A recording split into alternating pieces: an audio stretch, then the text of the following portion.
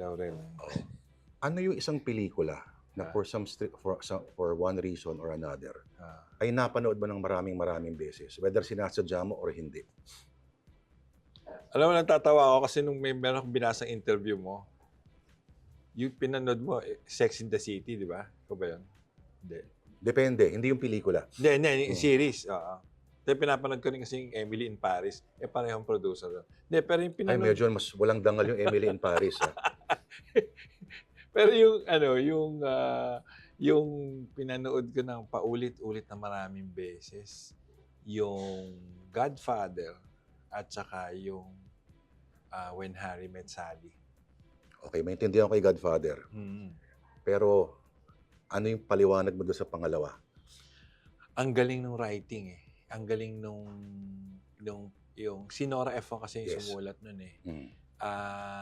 Yung nuance nung bakit ang isang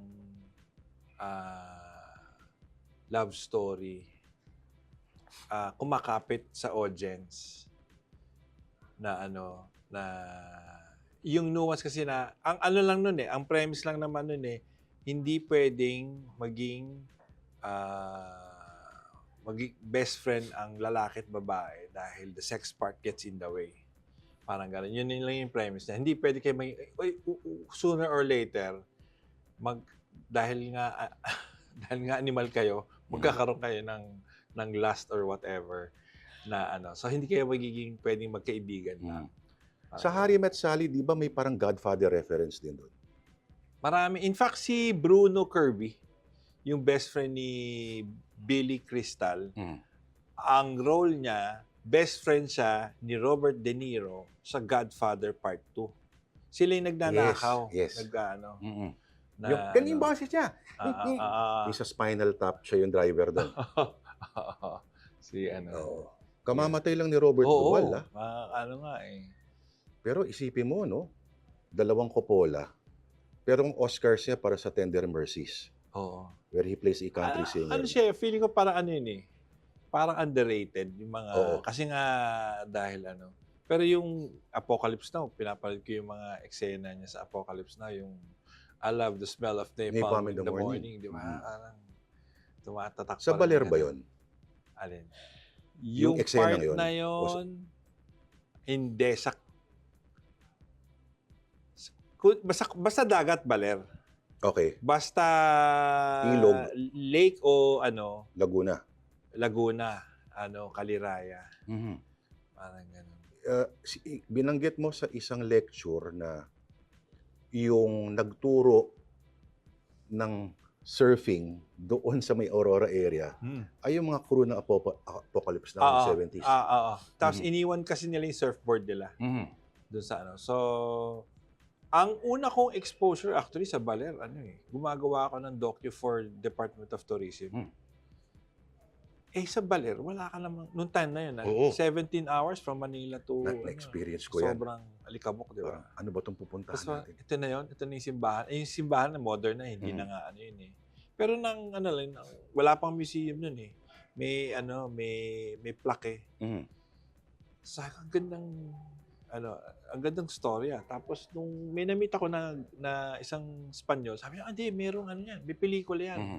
Hinanap ko yung Kaya nung nalaman ko na gagawa ng pelikula yung Baler, lumapit, talagang nagpumilit ako lumapit kay Angara at saka kila Vic De Rosario. Kasi inutusan na sila ni Angara na gawa kayo ng pelikula. So, alam ko yung story yan. Pero nung time na yon, ang kinuna namin for DOT, surfing, which was weird kasi parang yung Pilipinas was never really known. Sabi niya, hindi wala yung waves katulad nun sa Hawaii, wala yung waves katulad nun sa kung saan man, sa Australia. Pero ang dami na nagsasurf, na puti. Tapos, wala pang Siargao noon. Ang dalawang lugar na naging surfing destination noon was Baler and then Catanduanes. Grabe, Catanduanes pa talaga. Kasi siya facing Pacific eh, parang gano'n. Kaya, doon tsaka gas. Kasi nagpapasa-pasahan nila yung fiberglass yung mga surfboard. Pero ngayon may mga mabilis na yung daan. Naalala ko pa, Lahat. bundok pa talaga. Ang lalaki ng mga Ang dahon. ganda na Anong nung klaseng yung halaman to? Bahiya, yung pinaka Naalala ko pa, pinunta namin doon noon. Si Sarah Jane, yung sikat na pasyente na may noon ay tabu pa na pag-usapan na sexually transmitted disease. Kasi doon siya galing. Pero my God. Anong masasabi mo sa Mad Men? Na series? Reference ko yun palagi eh. Sobrang, bakit kasi galing siya? ako sa advertising eh.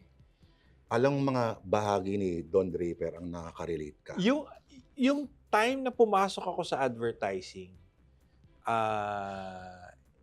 80s eh, mid-80s. Actually, ang storya niyan, yung teacher ko, si Cesar Hernando, production designer ni Mike De Leon. Of course. So sabi niya, gusto mo mag-work ka kay Mike De Leon? Noong time na yun, sabi ni Mike, wala naman akong ginagawang pelikula. So nag-hangout lang ako doon for computer graphics. Eventually, advertising. Yung mga Mad Men, may Mad Men din sa Philippines eh. Yung yung mga the biggest, puro Espanyol. So J. Romero, J. Walter Thompson, kundi Espanyol puti. So sa J. Walter Thompson, yung sa Ramon Magsaysay Building, Yes. si Jose Javier Calero, Si JJ. si JJ Namiit Calero. ko yun, studio, no? Oo, Espanyol. Pero proud siya na Pinoy siya. Yes. Parang ganon. So yung mga na naka-suits, tapos yung naabutan ko yung, ang namin noon nung nagsushooting kami, pag may budget, shoot ka sa post-production ka sa Japan. So nag-edit kami sa Japan. There was a time sa Hong Kong, sa isang buwan, at least once a month nasa Hong Kong ako dahil nag-edit kami ng commercials. Nung panahon na hindi pa mura yung ticket sa Hong Kong, tandaan niyo yan. Oo, tapos malaki ang tapos ang ang bida sa si Don Draper kasi 'di ba siya he was based on a real person, si Bernbach. Si Bill Bernbach. Okay, siya yung I think DDB. Yung isa sa mga B ng kumbaga siya yung nag-isip na yung when everybody kasi sa Amerika nung balakayan ng kotse biglang sabi niya think small ang niya yung ad ng Volvo, Volkswagen. tama. Oo. So and then so yung Ayala Avenue kumbaga yun ang Madison Avenue kaya sa Mad Men, di ba? So, andun yung Ace Compton, andun yung McCann Erickson, andun yung malalaking agencies. Tapos, the agencies were the kings. So, sila yung in one office, andun yung broadcast, andun yung media, andun yung creative. Ang pinakasiga yung creative. Tapos, the prize, the award-winning creatives, sila yung pinapirate ng iba't ibang ahensya. Sila yung mga nakaikot na. Tapos swertehan ako na nakapag-work ako sa isang Young and Rubicam sa Madison Avenue. So mismo sa New York. So parang hindi yung sa may Maynila yung actually may Madison din dito sa may Pioneer. Yes. Pero dun sa Madison Avenue, parang bawat building makikita mo yung mga yung mga pangalan ng yung mga headquarters ng mga And then I was working there to do a commercial for Colgate Palmolive, global. Matindi. So lahat ng mga kaibigan, mga naririnig mo na headquarters ni ganito ganyan, Procter & Gamble, hindi masyado Unilever kasi British, Dutch, European ang Unilever, pero anything American nandun. Ngayon nalilito na ako kasi parang nagka-buyoutan na itong mga ahensya. Nakakalito na kung kanino under itong ganito. Tapos parang monolith na lang sila halos. Actually, nakakatakot yun eh. Bakit siya nakakatakot at anong naging epekto nito sa mga ads natin? Nung 70s hanggang early 2000s pa eh, meron tinatawag na ATL, above the line. So ang above the line, tatlong medium yan. Print, TV, radio. So lahat ng malalaking budget sa below the line, yan yung direct to consumer, mga mini-mail na My brochure God, sa iyo. ganun pa na, no? Ganon. Tapos yun yung gagawa ng mga corporate, tapos may mga yung pag may yung namimigay ng pag bumili ka ng detergent, may libreng planggana, Yes, may libreng suklay, mga ganon. Sila yung nagbabalot. So, yun yung below the line. Yun yung mga gusto makapag-umpisa sa advertising, makapasok ka, magtayo ka ng below the line na supplier, parang ganon. Ganon? Oo, yung mga promo girl na tinatanoon. Ano yun? Sa below the line yun. Because of digital, lumiit yung of course, ngayon nagiging major threat yung AI, pero ano pa yan? Ang nangyari noon, yung may lalaki na people realize na a lot of the witty advertising, they don't really work. Ngayon, unti-unti. Ngayon, lalo na. Kasi ang dami mo ng platforms. Unang-una, bibihira yung taong nanonood ng TV. So, alam mo lahat ng, malalaman pag smart ang pagkakasulat ng isang series, yung Succession. Bakit? Meron, di ba sila, network executive sila. Nag-aawa yung matandang si Roy, kaaway niya yung panganay niya, tapos yung mga anak. Tapos kasi yung because they are not serious people. bumili sila ng maliliit na station, local stations. Ang sabi ng isa, why is my dad buying all of these stations when television viewership is dying? And tagal na nun. So parang unti-unti na pe-predict na yan. Tapos so ang nangyayari, yung the biggest advertising platforms and effectively the biggest advertising agencies, kasi ang pera ng advertising agencies ay hindi naman sa creative ang pera nasa media. So every time I'm an ad agency, ng media space. babay ng media space, babay akong 30 seconds sa sa isang station, sa isang TV show, prime time, pamahal ng pamahal pag pataas ang rating. Kumakaunti na yung nanonood ng TV. So, effectively, the biggest advertising agencies or advertising network now are Facebook, Google, YouTube, mga ganun.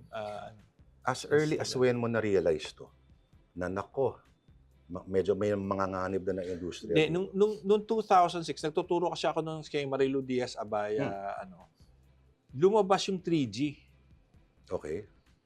Na mayabang ka na nun sa 3G, no? Pag may 3G yung... Ang bilis na to. Pag may 3G yung Nokia mo, kahit na But sabi lang, hindi, ang quality mababa. Pero sabi ko, pag ang quality mababa, ibig sabihin, unti-unti, ang quality mag-i-improve. Tapos, nagtuturo ako ng mga film students nun Sabi ko, be ready for a future na manunod ang tao sa telepono. So, nagtatawanan sila. So, sure naman, mahal-mahal ng tuition namin. Tapos, yung sa big screen, biglang mapupunta na sa Binil ba to? Hindi. Yun sa kay Marilu Diaz sa bahay pa lang. Tapos, nung time na yon, lumabas yung BMW films. Yung gwapo na British actor, Clive Owen. Dapat magiging James Bond, pero mas bagay sa kanya bang gusgusin. Tapos it's just a series of short films.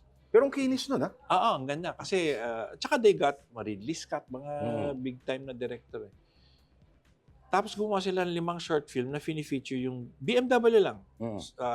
Chase, habulan, mga ganon, kailangan i-rescue. Pero ang bida palagi, in a subtle way, yung BMW. Mhm.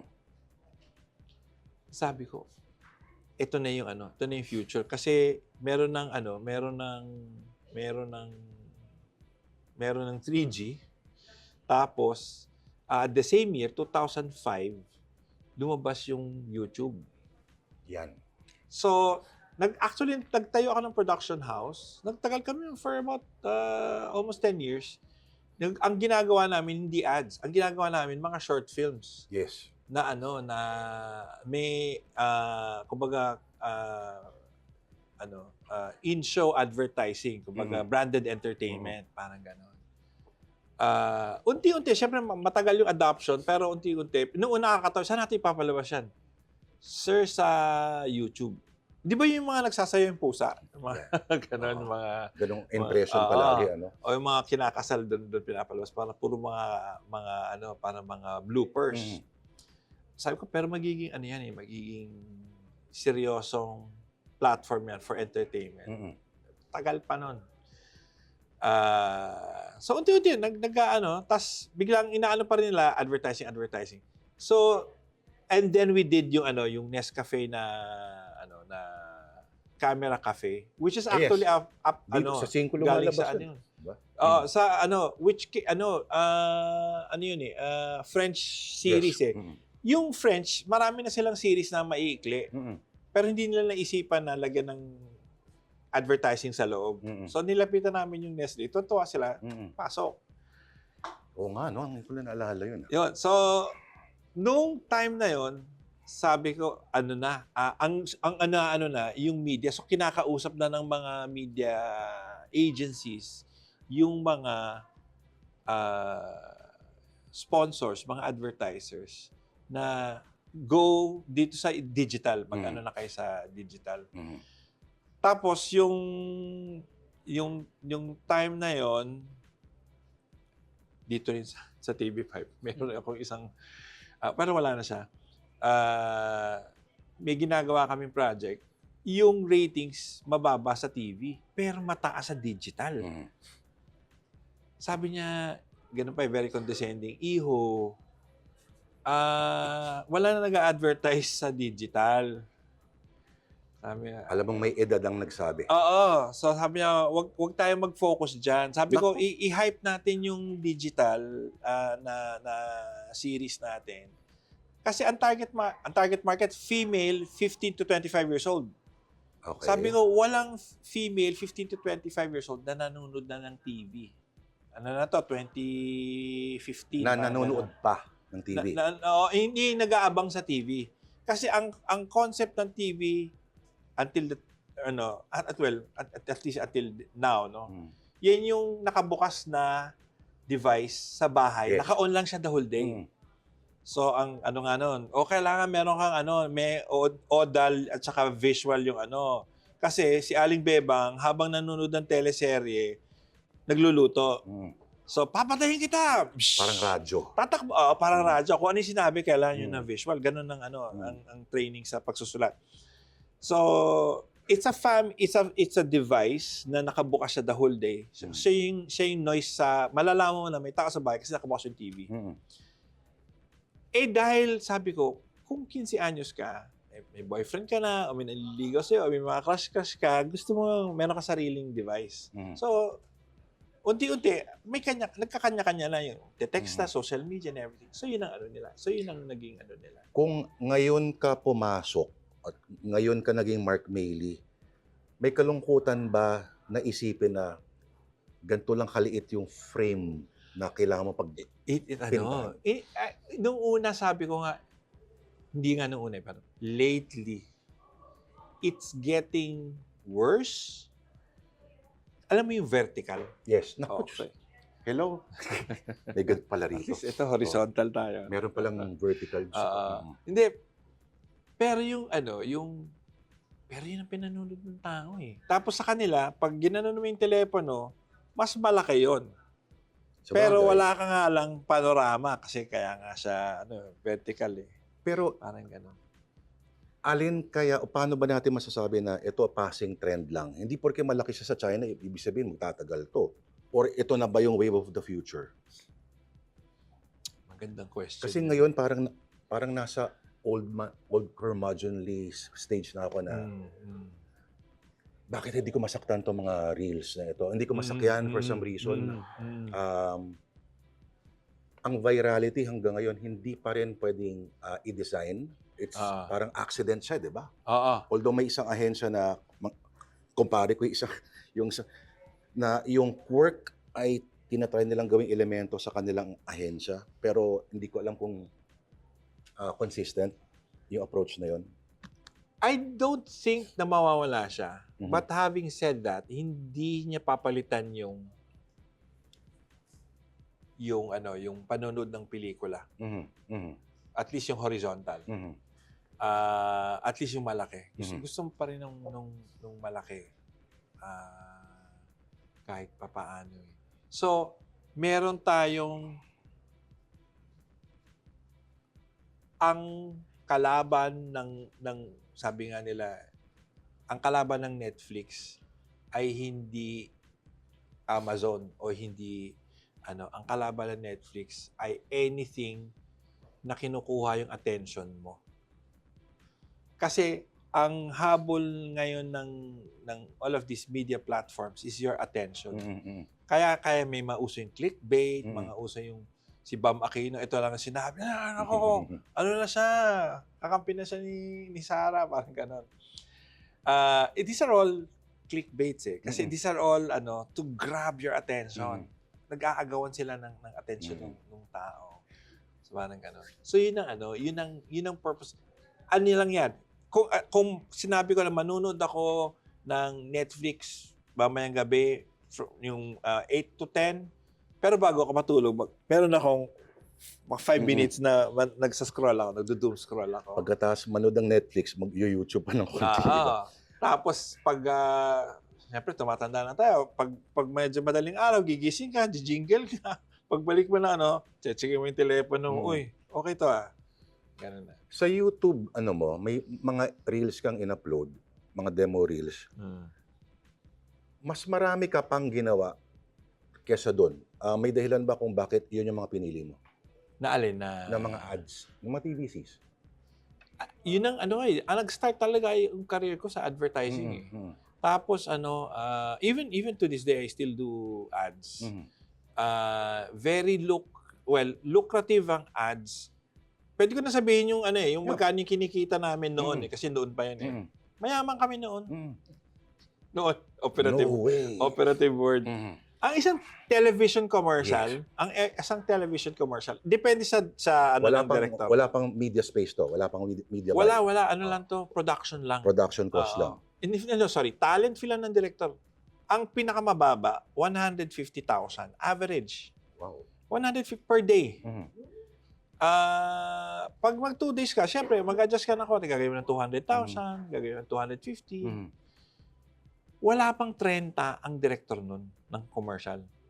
Mabibilang mo, yung pag may umabot ka na ng mga 35, 36, hindi na ganun ka-active yan. Ando sila, pero yung mga regular na gumagawa. Kaya, makakilala kami, palit ng may naka-G-Wagon, naka-sports car. Dahil doon, kakaunti lang yung nun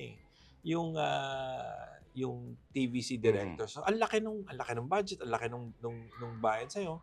Pero of course, ngayon, hindi ko nakilala ko sino yung mga TV commercial directors Tapos, ngayon, the average of a TV commercial director can be as low, may mga bago, 15,000 per day. Seryoso? Pero pero average 30 to 50. 30 to 50,000. Tapos ganyan lang yung mga camera nila. Ganyan lang yung camera nila. Ini-edit lang sa laptop. Parang gano'n. Isa nga sa telepono. Grabe, no? Parang gano'n. So, okay yung, say, 30,000, kung gagawa ka ng 5, tatrabaho ka 5, okay pa rin yun. Pero sa amin, isang araw lang yun Di ba? 1 week lang Mas makutkot, mas maraming makukulit, mas maraming nakahawi yung buhok ng talent dito. Pwede bang gawa tayong version nakahawi na naman dito? Nako! Alam mo yan. Natatawa ko yung meron kaming bid nun eh. Limang direktor. Pagandahan ng treatment. Kasi magsasabit ka ng director's treatment eh. Kung paano mahuhulog yung noodles sa kumukulong tubig. Okay. Wala ka maisip na. Pero actually, it helps you become more creative. Eh. Sino nakakuha nga pala ng bid? Hindi ako. Hindi, pero ang maganda for a time yung naging suki ako doon sa kaya ako nakakaabot ng New York noon eh yung Colgate Palmolive kasi si Heart Evangelista, si Casey Concepcion. Dapat ba masungit ka? Hindi. Yung mga masungit. Na parang tipong bagsakan ng camera sungit na kasi ibabalanse mo yung authority as director versus yung gusto ng kliyente at ng creatives. Hindi ka na pwedeng magsungit ngayon, lalo na. Kasi last project mo na yung pagsungit. Sabagay. Pero kasi ang daming pagpipilian. Oo. Tapos nung panahon namin, nung panahon nung 90s, 80s, 90s, early 2000, dahil iilan lang ang director. Tapos meron director na ang specialty lang niya pagkain. Yes. Meron ang director special niya kotse. Meron ang director special niya shampoo. For a long time pagkain. May siguro nakita yung tinatawag lang Binondo agencies, anong specialty na? Kasi mga Binondo. Hindi kasi iba na yung nakakatawa nag-i-evolve yan eh. Pero yung for a long time, ito maganda story. Yung may-ari ng Century Tuna, si Mr. Po, Yes. the late Ricardo Po Sr., may maliit silang advertising agency. So, meron siyang, bago siya naging tuna magnet, billionaire, among others, sa isang maliit na Binondo agency, meron siyang, at ang kasama niya doon, si Josie naman, late si Josie. Meron silang, si Josie, ang advertising niya, sa pelikula pa eh. Yung bago magpalabas ng pelikula, mga chipipay na mga wallet. may makikita ka tas kasi mahal yun pag fini-freeze yung pelikula. Halimbawa yung the long take, ganon. So, pag fini-freeze yung image ng hawak-hawak ng bareta, yun eh, may bahay dyan sa lab May metro yun. So, ang gagawin nila, iro-roll na lang natin ito na matagal. Kaya gumagalaw. Kaya makikita mo yung mga Bangko Filipino. Gumagalaw-galaw na yung mata. Para mga sumasayaw at matagal hinihingal pagkatapos. Bakit? O baka hindi ko lang alam ang henerasyon ngayon ay wala silang mga masarap, parang bebelgam. Mga iconic na mga gusto ko mahal, sabay tayo, mga ganyan. Sa platitong mani. Mga ganyan. May ganun ba sila o baka hindi lang tayo exposed? Wala. Hindi, but I don't think it's because kasi dati isipin mo 5 lang ang channel. 5, yung parang ganun. May monolith culture na shared. Oo Tapos ito lang yung pinanonood mo eh. Pag Channel 9, 7 o'clock, John and Marcia, lahat kaya pinanonood yun eh. So lahat yun napapanood lang. Ang advertising niya sobrang targeted na. Tapos hindi na nag-aano sa tagline, hindi na kasi meron ako nagtuturo din ako eh. So on marketing eh. Tinatanong ko ano yung mga naaalala mong taglines sa mga estudyante. Naalala nila yung commercial, naalala nila yung Bonakid, naalala nila yung mga pag 3 pataas, mga gano'n. My God. Very powerful ang jingle. Yes. Ang Pero yung yung mga tagline, yung mga wala slogan, hindi na kasing Kasi na rin ngayon eh. Depende na sa target audience. Dati kasi lahat target audience. Billboard, isa lang mo. Ngayon nag-iiba-iba sila ng kwento, nag-iiba-iba sila ng approach, pati ng material. Depende sa kung saan platform lalabas.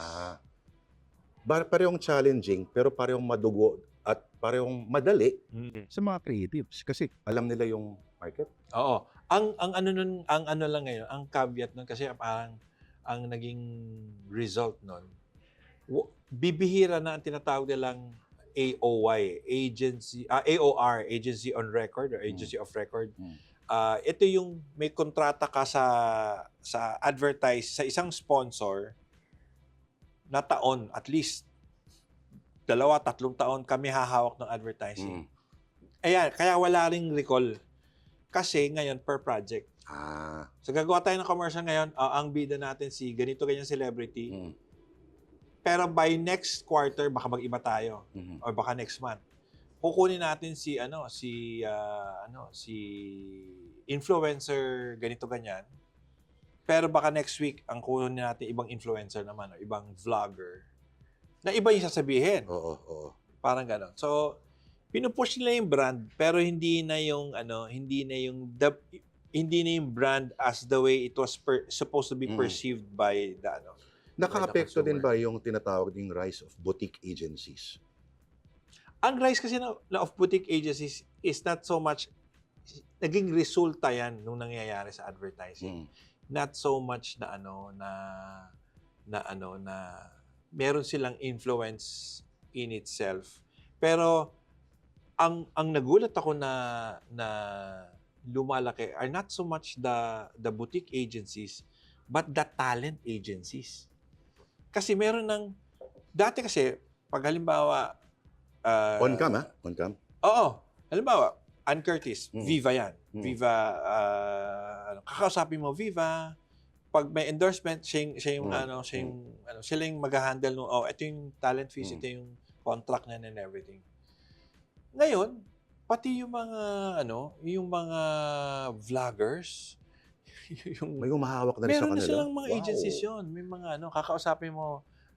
Kasi hindi rin nila alam kung paano ba. Gusto nilang singitan ng paano mo isisingit itong pizza brand na to sa ad mo. Magkano ang sisingil natin dyan? Alam na nila yung mga so sila yung nagdidikta nung to a point na nakita ko to kasi may mga agencies na malalaking agencies pinaghirapan lang yung campaign, pe-present nila kay sa client. Revise. Finally, approved na. Ganyan. Pe-present nila sa isang celebrity vlogger na Tapos sasabihin niya, hindi ko kasi kayang sabihin yan eh. Grabe, no? Pwede bang ganito na lang? May naisip ako ganito na lang, ganyan. Na totally iba doon sa Parang para kay pay ahensya. para kay pay ahensya. Tapos sasabihin nung client, sige, Gusto ko yan. Kung okay, kung mas natural na sasabihin niya. Kasi ang metrics na yung views. Meron akong clients na sinasabi ko, boss, wag natin kunin yung client, yung na yan. Kasi, although sikat siya, marami siyang pero pag tinabi mo siya sa brand mo, yung brand mo mababaduy o Mamaya itatanong natin kung sino yan. Pero, parang yung agency mo din as director, parang ma-undermine kasi parang may sarili siyang identity. Nangyari na sa akin ngayon. May mga, ako na yung pinapapalitan. Na hindi nga. Sasabihin lang, may kaibigan ako kaklase ko nung sa Binil. Pwede bang siya lang yung magdidirect sa akin? Sabi ko doon sa client, ako yung nag-conceptualize nung nag-aano rin kasi ako ng consult din ako for creative. Ako yung nung campaign Sabi niya, sige, babayaran ka na lang namin kung magkano yung singilin mo kami dyan sa Grabe, sa creative. Pero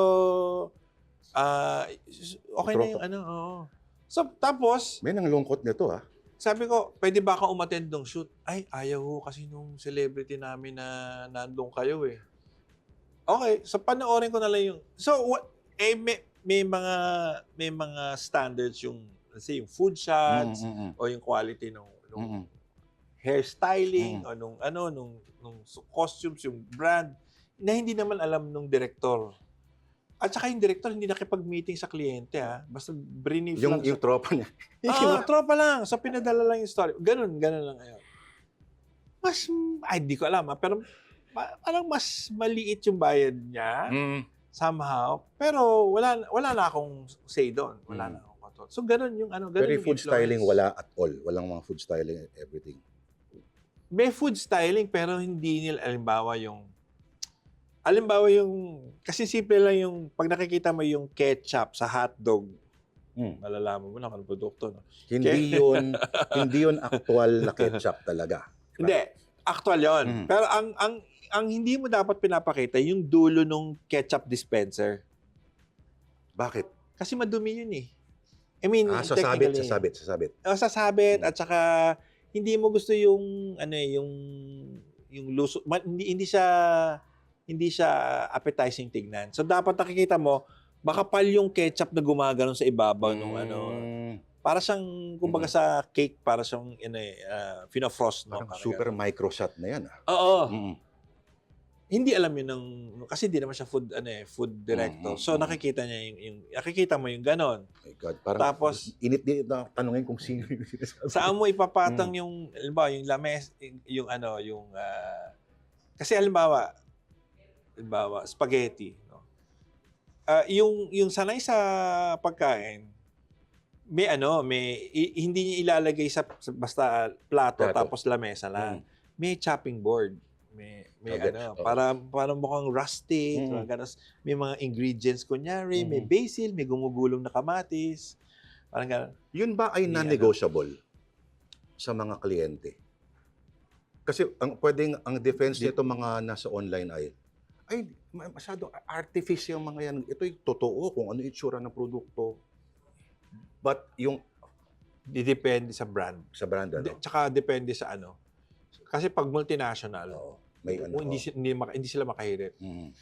Ang pwedeng sabihin ng hindi, tatanggalin namin. Papalitan namin yung artista pag pinano ito. Palitan yung produkto. Pinalitan lahat. Parang gano'n. So wala tayo ng parang classic. Pag mga local. Si Richard Gomez na nagro-row ng kaya, walang gano'n.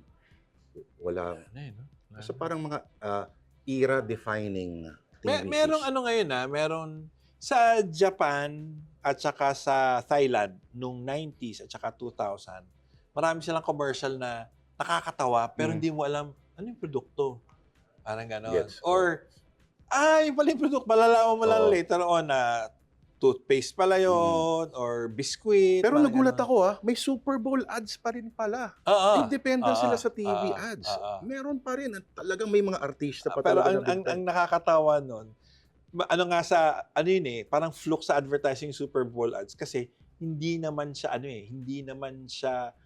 some of the ads there hindi naman nagiging regular na pang Super Bowl lang talaga siya. Pang Super Bowl lang talaga kasi ang topping nga minsan tight lang pero ang inaano lang yung jersey nung football team parang gano'n.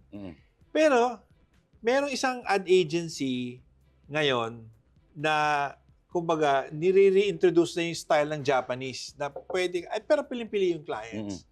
So, yun? Pwede ko sabihin, no? Gigil yung, yung agency. Very, very... Hello, Gilbert.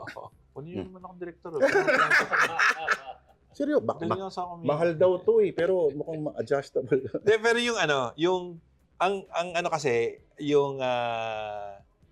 hindi kailangan in your face lahat ng brand. Bilhin mo to.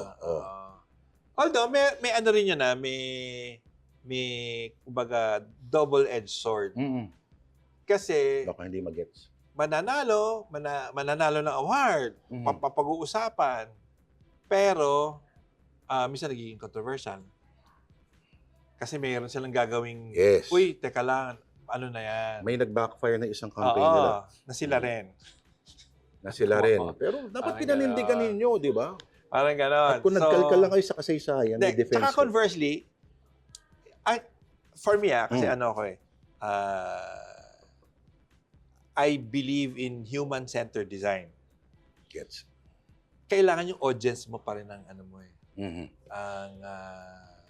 ang dapat mo, kasi sila, at the end of the day, sila yung bibili ng produkto. So kung yung audience mo, wow, nakakatawa. Or wow, ang ganda, naiyak ako. Ano nga pala yun? Insurance ba yun? O o noodles? Diba? Pag ordinary man on the street, director ako ng mga commercial. Pag tinanong kayo, anong commercial ginawa? Ano yung top 3 na binabanggit mo sa kanila? Yung Matic ito. Ngayon? Well, noon yung Selecta. Yung mga nahuhulog na cherry. Yes. Mm. Siguro mga 70% na ako gumawa. Mm. Ah, Ito ba at may least kalahati? ano, Hindi, sorry. Selecta pala. Okay. Selecta. Mhm. Yung cherry na Yes. gano'n. Mhm. Tapos, yung ngayon, shawarma shack. Mhm. Marami. Shawarma shack. Sila, yung Sila, love team to, di ba? si Katniel. Yun. Yan. Mhm. Oo. Tapos yung yung San Miguel Beer, ako yung 5 Thirsty, Mhm, yung mhm. mga siyempre wala nakakaalala Pag ng mga pinapanood mo yung mga pelikula mo, yun. ano yung mga elemento sa mga pelikula mo na nare-realize mo na talagang child of advertising talaga ako, no? Kasi maliban sa cinematography, Magandang tanong maliban yan, sa look na ad person ito, na talagang nasa DNA mo na at mahirap kuskusin. Yung sa akin, I guess yung yung yung dialogue. Ang dialogue ng advertising iba, at saka yung I guess yung yung art direction, yung gloss, Yung glass, yes, yes. yung but of course a little bit of that is advertising. Yung gloss, pero yung I would think also yung rin nakakagulat kasi maraming mga alamat sa advertising. Sila yung sumulat ng mga Himig Handog, yung mga Metropop, Yes. yung mga classic na mga Mhm. kanta. Tapos sila yung Pagpalangka. Sila rin, mga taga-Palangka rin yung mga taga-advertising din, marami dun eh. At, Kumbaga, trabaho lang kami.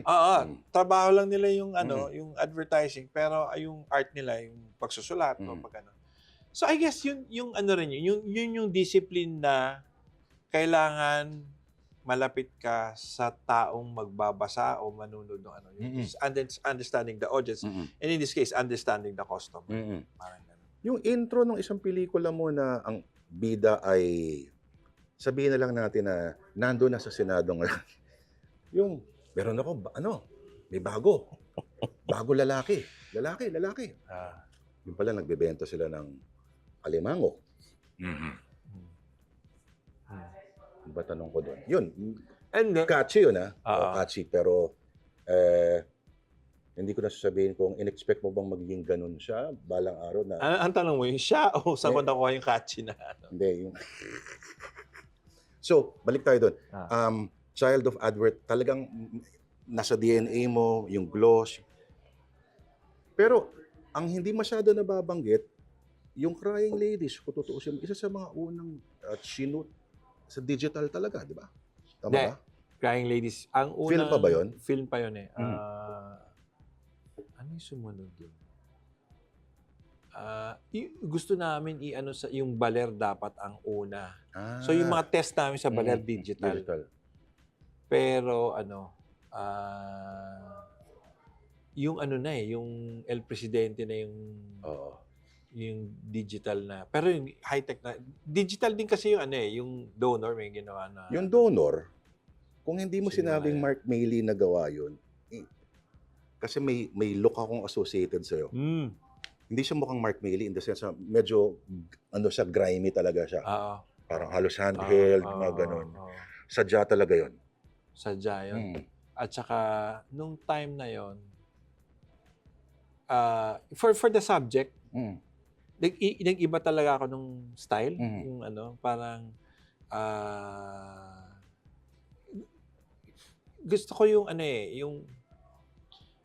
yung for at least for that subject, yung meron kang inner, may retrospect, yung inaano mo yung introspection. Parang ganon, kung ano yung nangyayari sa loob ng pag-iisip ng mga ibang tao. Kasi yung ang tema nun ano ba yung value ng buhay, di ba?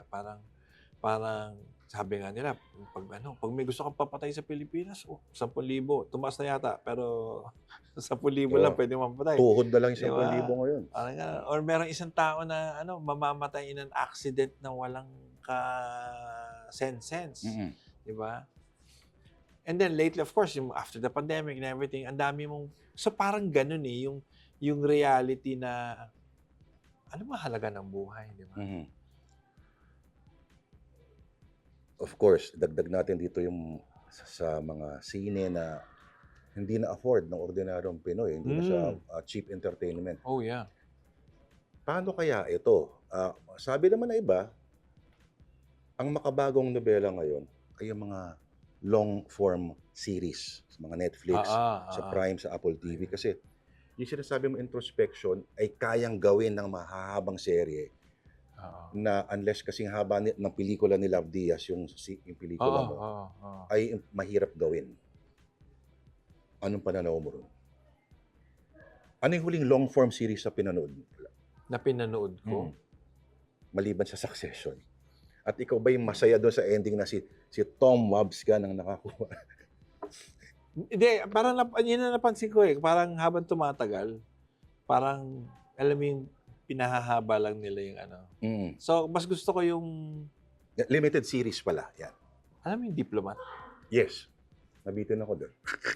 Asang season ka na? Later. Huli? Ang galing ng writing. Galing na writing. Meron kasi yung eksena yung ano eh, yung nag-aaway yung mag-asawa. Tapos nag-walk out yung babae. Yung parang tama yung lalaki. Tapos nag-walk out yung babaeng diplomat.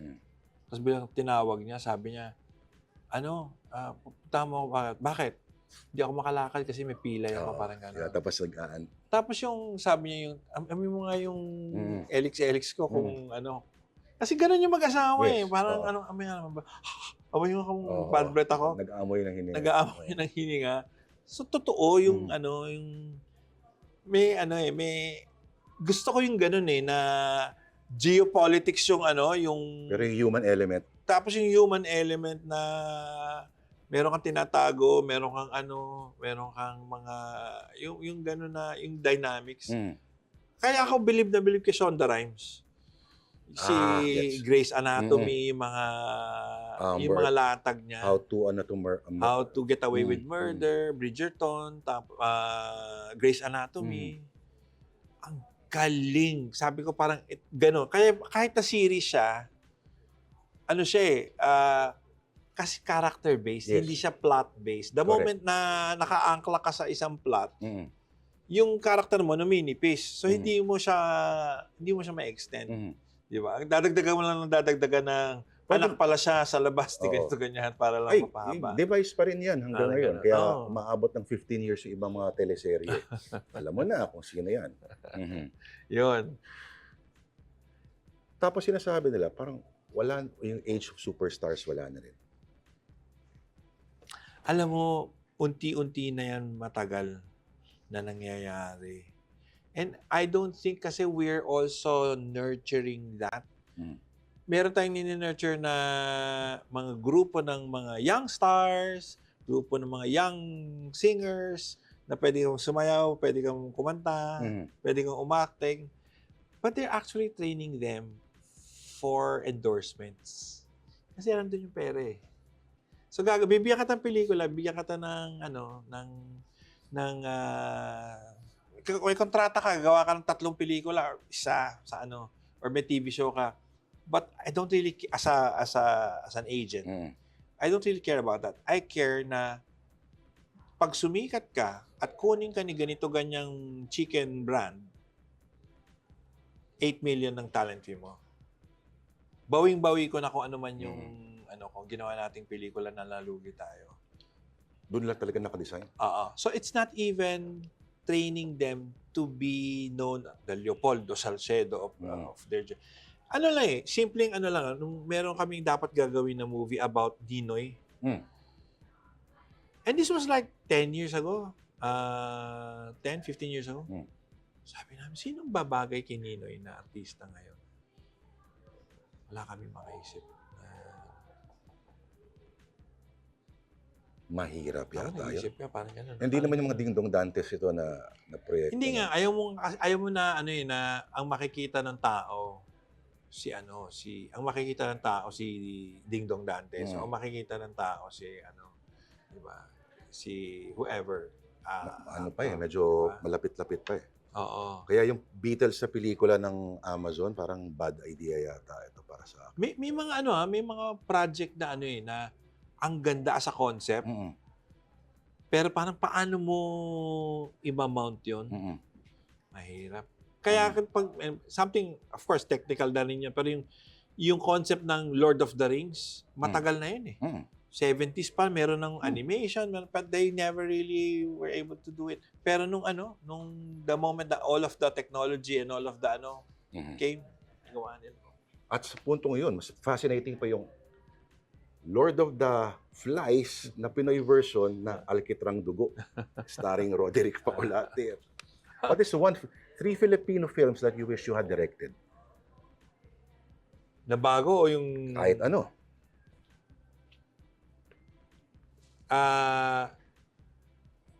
Idol ko si Mike De Leon eh. So, pero yung favorite na na film ko pa rin sa Kisap Mata, tsaka Batch 81.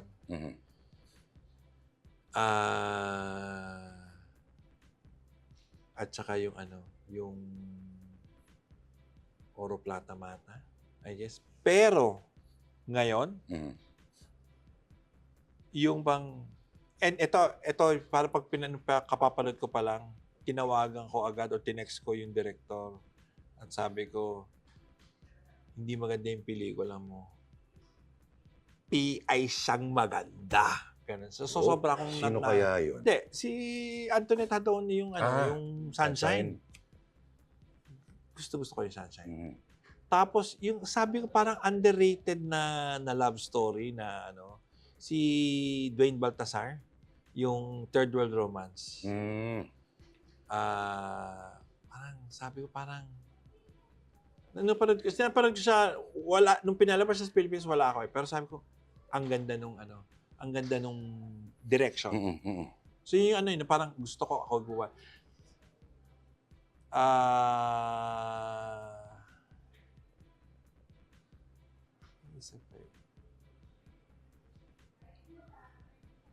Hindi ka pa ba ino-offeran mag-Viva Max? Actually, maraming beses. Pwede kang naisip ko na rin yan. Mag-pseudonym. Diba? Si Rico Mambo. Isip ko, nababayaran ko pa naman yung ko eh. Nababayaran ko pa naman yung Meralco ko tsaka yung subscription ko sa Netflix eh. Hindi, tsaka rin eh. Sobra sa aking sagrado ngayon na nagtuturo ako. Sabi ko, kung hindi man ako maging national artist, malayo, pero maging sa yung legacy ko sa pelikula, at least may legacy ako sa edukasyon. Yes. Sobra. Kaya ako tayo about history and sabi ko parang ang daming yan. Sobra sa akin yun eh. Ngayon I'm teaching in 3 colleges and universities. So sobrang nasa Assumption ka pa rin ba? Wala. Ngayon University of Asia na Pacific. Okay. Tapos Enduran at saka Thames. Di ba cooking yun? Culinary school? Meron na silang ngayon, meron silang multimedia arts. Ano pa?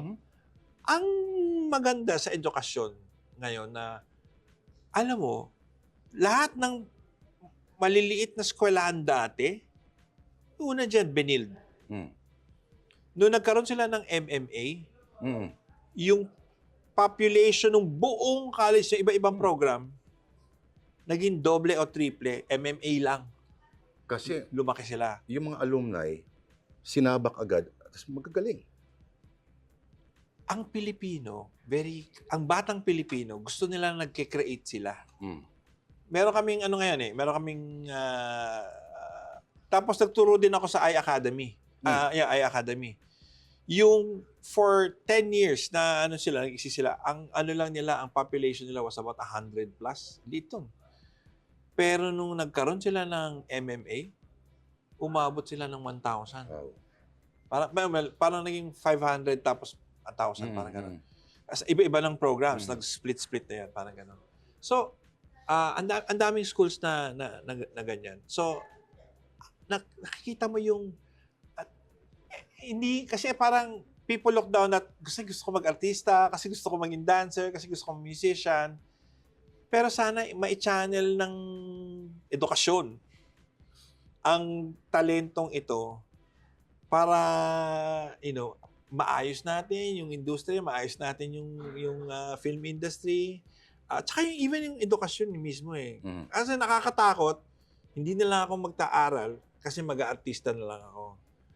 Hindi lang ako mag-aaral kasi magva-vlogger na lang ako. Parang gano'n. Which, the scary part eh, kasi kailangan mo pa rin nung foundation. Bakit mo nga mag-aaral ng 4 years pa eh? Kung pwede naman ng rectang vlogger, di ba? Sabi, sa UK at US, yun ang number 1 ambisyon ng mga bata. Ano? Grabe. Siguro Pero dito na rin. nasa transition period tayo ngayon na parang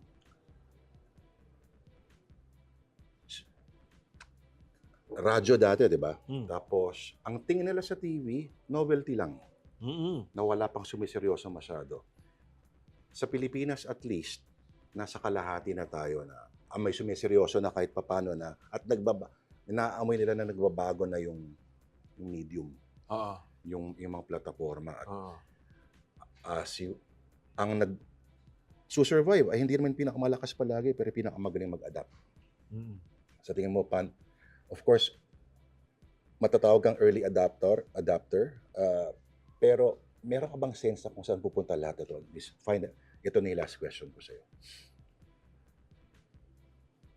Anong hugis niya? Anong amoy niya?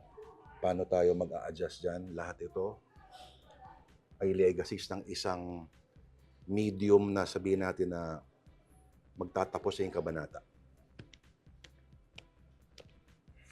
I think kasi parang meron tinatawag na I guess concept ngayon na tawag lang transdisciplinary or transmedium. Kumbaga, ang isang sabi ko nga ang pinakadelikadong tao sa buong mundo ay ang storyteller. Dahil lahat na nagbago ng transformation sa mundo, Jesus Christ is a storyteller. Si Hitler, storyteller yan. Kaya siya, hindi naman siya military technician. Wala nga siyang di ba?